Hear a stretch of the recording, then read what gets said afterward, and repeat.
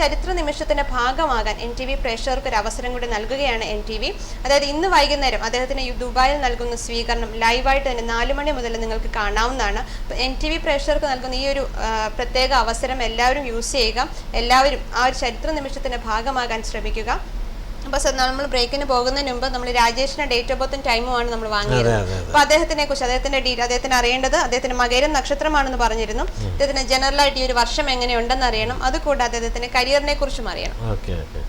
അപ്പോൾ അതാണ് നമ്മൾ പറഞ്ഞുകൊണ്ടിരുന്ന ഇടയ്ക്കാണ് സാങ്കേതിക തകരാറുണ്ടായത്. അദ്ദേഹത്തിൻ്റെ ഹംസയോഗം ഏതായാലും 42 വയസ്സിന് ശേഷമായതുകൊണ്ട് അത് സ്റ്റാർട്ട് ചെയ്തിട്ടുണ്ട്. അതുകൊണ്ട് ഹംസയോഗ പ്രാധാന്യം ഹംസയോഗം എന്ന് വെച്ച് കഴിഞ്ഞാൽ ധനം, ഭാഗ്യം, ഐശ്വര്യം, മനസ്സമാനം, സന്തോഷം ഇത് നാൾക്കുനാൾ വർദ്ധിക്കുക എന്നുള്ളതാണ്. അത് ഇപ്പോൾ അത് അദ്ദേഹത്തെ സംബന്ധിച്ചോളം അത് 100% ഫലത്തിൽ വരത്തില്ല. ഒരു 60% വരെ വരികയുള്ളൂ. കാരണം ഇപ്പോൾ ഒരു കണ്ടകശനി നടന്നുകൊണ്ടിരിക്കുകയാണ്. അത് സെപ്റ്റംബർ 2017 ശേഷം കണ്ടകശനി മാറുന്നതാണ്. അതിനുശേഷം ജീവിതത്തിൽ വളരെ ഉയർച്ച ഉണ്ടാകുന്ന ഒരു കാലഘട്ടം കൂടാണ്.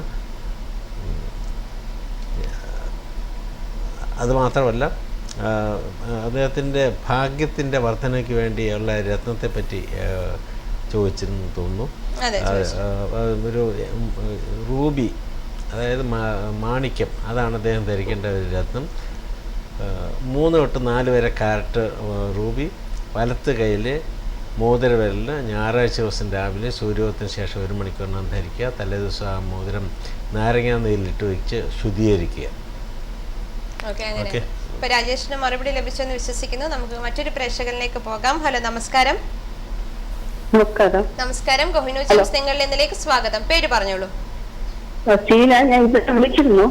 എന്താണ് അതിനകത്ത് എന്റെ മകന്റെ യോഗം, കളറ്, നമ്പര് ഒന്ന് അറിയണമായിരുന്നു. 19/4/1986. ഓക്കെ, ഹലോ, പറഞ്ഞോളൂ, ജനനസമയം പറഞ്ഞോളൂ. 19/4/1986 1:15 AM. ആയില്യം നക്ഷത്രം. എവിടെയാണ് ജനിച്ചത്? കൊല്ലം. മകന്റെ ജാതകമാണ് അല്ലേ? മകന്റെ. എന്തൊക്കെയാണ് അറിയേണ്ടത്? ഇന്നലെ വിളിച്ചു, പക്ഷെ അതിനകത്ത് എന്തെങ്കിലും യോഗങ്ങളുണ്ട്, colour, number. Okay, colour, number, യോഗങ്ങൾ എന്തൊക്കെയുണ്ടെന്നൊക്കെയാണ് അറിയേണ്ടത് അല്ലേ?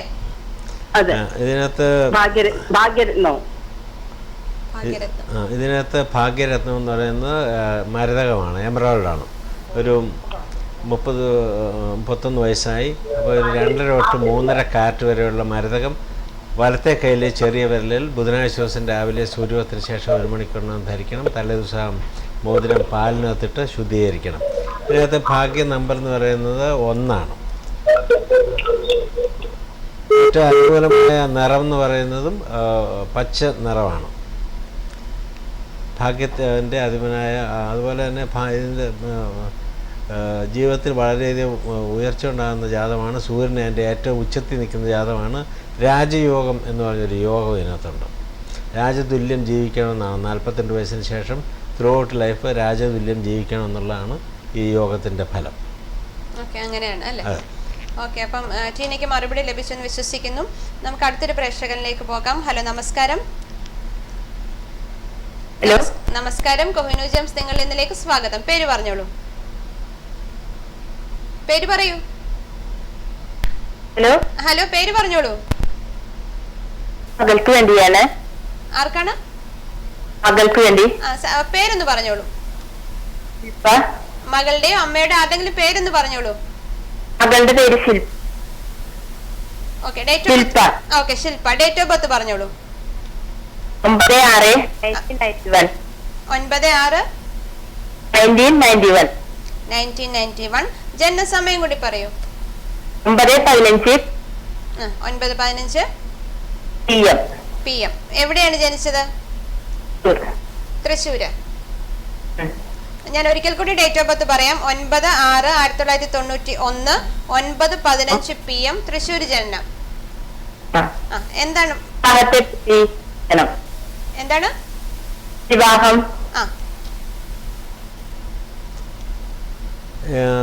ഇപ്പം ഇതൊരു നല്ല ജാതകമായിട്ട് കണക്കൂട്ടാവുന്നതാണ്. ഭരണി നക്ഷത്രമാണല്ലേ? ഭരണി നക്ഷത്രക്കാർക്ക് ഇപ്പം പൊതുവെ ചന്ദ്രദശ നടക്കുകയാണ്. ചന്ദ്രദശ വിവാഹത്തിൻ്റെ ദശാകാലമാണ്. ഇപ്പം തന്നെ ചന്ദ്രദശയിൽ ചന്ദ്രൻ്റെ അപഹാരം നടക്കുകയാണ്. അതായത് ശരിക്കും ആലോചിച്ച് കഴിഞ്ഞാൽ ഇപ്പോൾ വിവാഹം നടക്കാവുന്ന ഒരു സമയമാണ്. 21 ഡിസംബർ 2015, അതായത് ഈ വർഷം അവസാനത്തിന് മുമ്പ് തന്നെ ആലോചിച്ച് കഴിഞ്ഞാൽ വിവാഹം നടക്കാവുന്ന ഒരു സമയമാണ്. പൊതുവെ ഒരു നല്ല ജാതകമായിട്ട് ഇത് കണക്കൂട്ടാം. കാരണം 7ാം ഭാവത്തിൽ വ്യാഴം നിൽപ്പുണ്ട്. അതും അതിൻ്റെ ഉച്ചക്ഷേത്രത്തിലാണ് നിൽക്കുന്നത്. ഹംസയോഗത്തോടു കൂടിയാണ് നിൽക്കുന്നത്. കൂടെ ചൊവ്വ ഉണ്ടെങ്കിലും അത് വ്യാഴം കൂടെ നിൽക്കുന്നത് കൊണ്ട് ചൊവ്വാദോഷമായിട്ട് കരുതേണ്ടതില്ല. അതുപോലെ 7 ശുക്ര നിൽപ്പുണ്ട്. ശുക്രൻ ദാമ്പത്യ ജീവിതത്തിൻ്റെ കാരകത്തുള്ള ഗ്രഹമാണ്. ഈ പല ആൾക്കാരും തെറ്റിദ്ധരിക്കും ഇത് 7 ചൊവ്വ ആയതുകൊണ്ട് ചൊവ്വാദോഷമുള്ള ജാതകമാണെന്ന്. പക്ഷേ ചൊവ്വാദോഷമില്ല. ശുക്രൻ നിൽക്കുന്നതുകൊണ്ട് നല്ല ദാമ്പത്യ ജീവിതമൊക്കെ ആയിരിക്കും. ഇതിനകത്ത് ശശമഹായോഗം എന്ന് പറഞ്ഞൊരു യോഗം കൂടെ ഉണ്ട്. അതും ഏറ്റവും നല്ലതാണ്. ഗജകേസരി യോഗം എന്ന് പറഞ്ഞ യോഗമുണ്ട്. അതും ഏറ്റവും നല്ലതാണ്. ഇതെല്ലാം ഇങ്ങനെ നല്ല യോഗങ്ങളുള്ള ഒരു ജാതകമാണ്. ഭാവി ഏറ്റവും ശോഭനപരമായിരിക്കും. ഒരു ഭാഗ്യരത്നം മാത്രം ധരിക്കുക. കാരണം ഭാഗ്യത്തിൻ്റെ അധിപനായ ബുധൻ നിൽക്കുന്നത് 90% ബലമുള്ള സൂര്യൻ്റെ കൂടാണ്. അതുകൊണ്ട് ഒരു ചെറിയ മരതകം, ഒരു 2.5 തൊട്ട് 3.5 കാറ്റ് വരെയുള്ള ഒരു മരതകം ഇടത്തെ കയ്യിൽ ചെറിയ വിരലിൽ ബുധനാഴ്ച ദിവസം രാവിലെ സൂര്യോദയത്തിന് ശേഷം 1 മണിക്കൂറിനകം ധരിക്കുക. തലേദിവസം മോതിരം പാലിൽ ശുദ്ധീകരിക്കുക. ഭാഗ്യം വർദ്ധിക്കുമ്പോൾ എല്ലാ കാര്യങ്ങളും അനുകൂലമായിട്ട് വരും. Okay, thank you. Okay, thank you. അപ്പോൾ സാർ നമുക്ക് മറ്റൊരു പ്രേക്ഷകനിലേക്ക് പോകാം. ഹലോ, നമസ്കാരം. നമസ്കാരം, കോഹിനൂർ ജെയിംസ് നിങ്ങളുടെ ഇന്നിലേക്ക് സ്വാഗതം. പേര് പറഞ്ഞോളൂ. ഹലോ, ഹലോ, പേര് പറയൂ. ഹലോ, ഹലോ, കോഹിനൂർ ജെയിംസ് നിങ്ങളുടെ ഇന്നിലേക്ക് സ്വാഗതം. പേര് പറഞ്ഞോളൂ. Sreeja. Sreeja. Sreeja, date of birth പറയൂ. മകന് വേണ്ടിയാ വിളിക്കുന്നത്. മകന് വേണ്ടിയാണ്. ഓക്കെ, മകന്റെ ഡേറ്റ് ഓഫ് ബർത്ത് പറയൂ. 1996 ജൂൺ 12. ഓക്കെ, പകൽ 9:50. എവിടെയാണ് ജനിച്ചത്? കണ്ണൂർ. കണ്ണൂർ. ഞാൻ ഡേറ്റ് ഓഫ് ബർത്ത് ഒരിക്കൽ കൂടി പറയാം. 12/6/1996 9:50 AM കണ്ണൂർ ജനനം. അതെ അതെ. അശ്വതി നക്ഷത്രമാണോ? അതെ അതെ. എന്താണ് അറിയേണ്ടത് മകനെ കുറിച്ച്? വിദ്യാഭ്യാസം, ജോലി, ഭാവി, സ്റ്റോൺ, കളർ, നമ്പർ. പഠിച്ചോണ്ടിരിക്കുകയാണോ?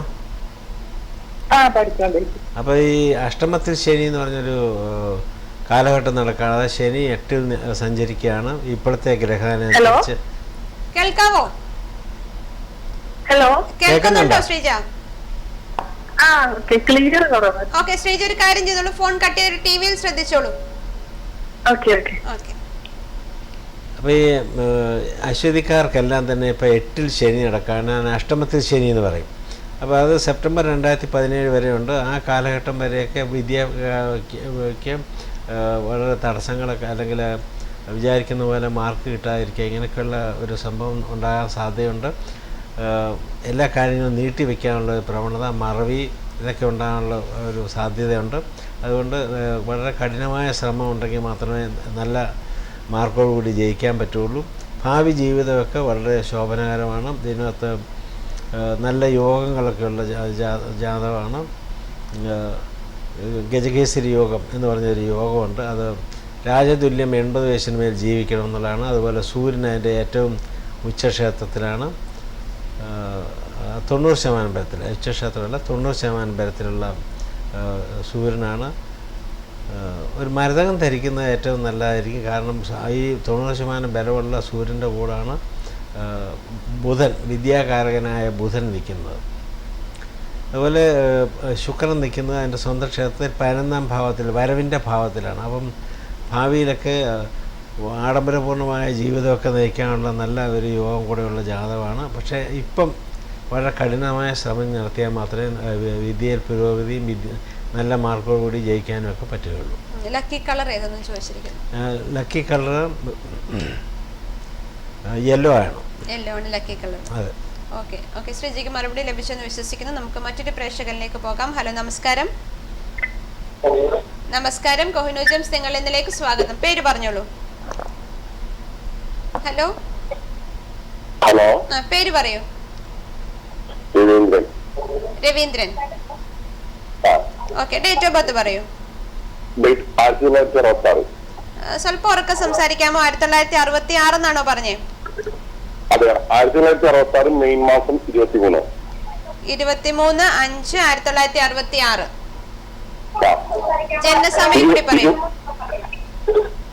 ജോലി സംബന്ധമായിട്ട് അറിയാൻ വേണ്ടിട്ട് എനിക്ക് സമയം കറക്റ്റ് ആയിട്ട് അറിയില്ല മാഡം. രാവിലെയാണോ വൈകിട്ടാണോ അങ്ങനെ എന്തെങ്കിലും അറിയാമോ? എന്താണ്? രാവിലെയാണോ വൈകുന്നേരമാണോ? തോന്നുന്നു. എന്താണ്? രാവിലെ നടന്നു തോന്നുന്നു. നക്ഷത്രം ഏതാണെന്നാണ് പറഞ്ഞത്? തിരുവാതിര. തിരുവാതിര. എന്താണ് അറിയേണ്ടത്? ജോലി സംബന്ധമായിട്ടുള്ള കാര്യങ്ങൾ അറിയാൻ വേണ്ടിട്ടാ. ഓക്കെ, ഫോൺ കട്ട് ചെയ്തോളൂ. ഫോണിൽ ഡിസ്റ്റർബൻസ് ഉണ്ട്. ടിവിയിൽ ശ്രദ്ധിച്ചോളൂ. Okay okay.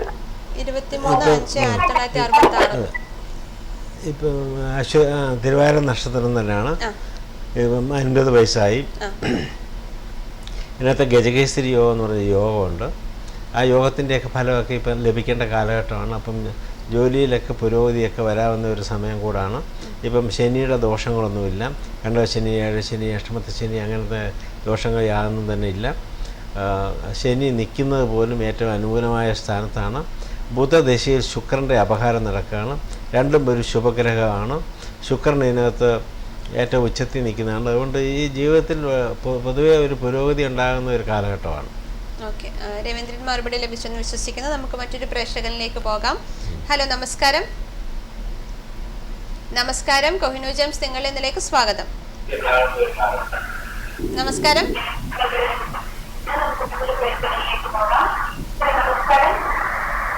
ഹലോ.